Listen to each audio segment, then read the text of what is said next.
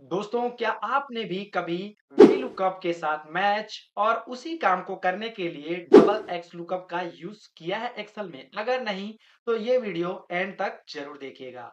यहाँ पे देखिए एक डेटा दे दिया गया है, जिस डेटा में यहाँ पे रीजन और यहाँ पे मंथ दे दिया गया है।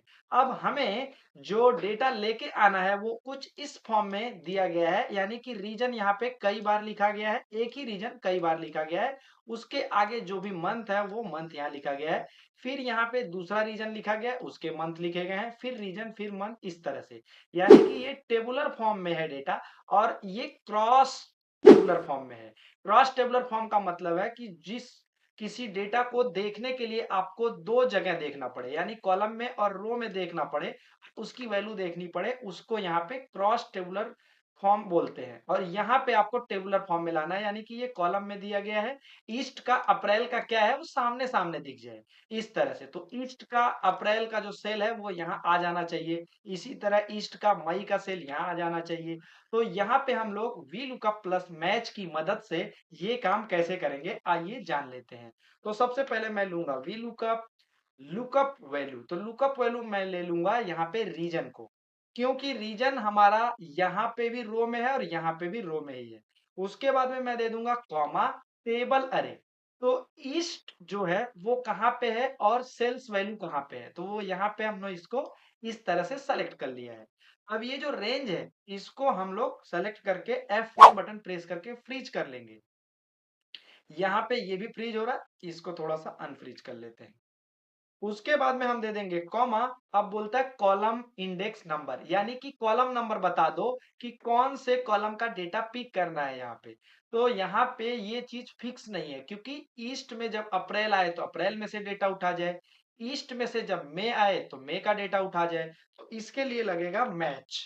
मैच क्या करेगा कि कॉलम नंबर बता देगा, ये अप्रैल यहाँ पे कितने नंबर कॉलम पे है वो नंबर बता देगा। तो मैच कैसे लगेगा, मैच लिखा, यहाँ पे लुकअप वैल्यू पूछ रहा है, तो किसका पता करना है, इस मंथ का। और कहां से देख के पता करना है, इन हेडिंग्स में से। इस पार्ट को भी फ्रीज कर लेना है, यहाँ पे ध्यान रखना है।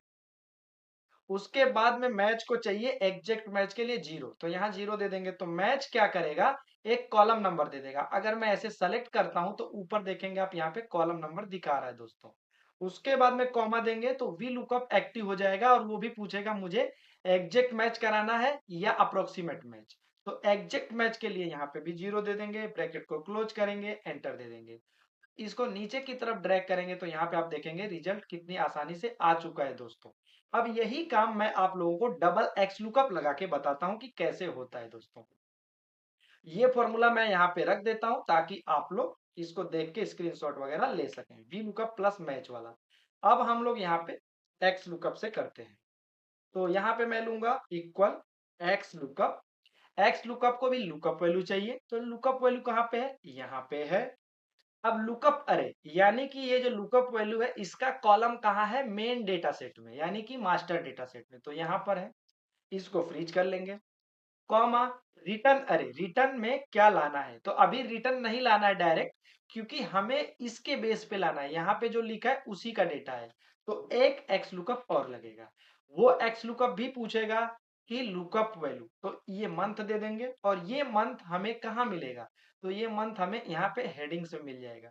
और इस पार्ट को भी फ्रीज कर लेंगे। कॉमा अब पूछता है रिटर्न अरे, तो रिटर्न में क्या लाना है, सेल्स वैल्यू लाना है, इसको सेलेक्ट करो। तो इसको भी फ्रीज कर लो, ब्रैकेट को दो बार क्लोज करो, एंटर दे दो। और यहाँ पे इसको कंट्रोल डी से फिल डाउन कर दो।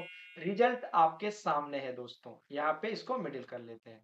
दोनों फॉर्मूलों आप दोनों फॉर्मूलों को आप लगा करके जरूर ट्राई कीजिएगा।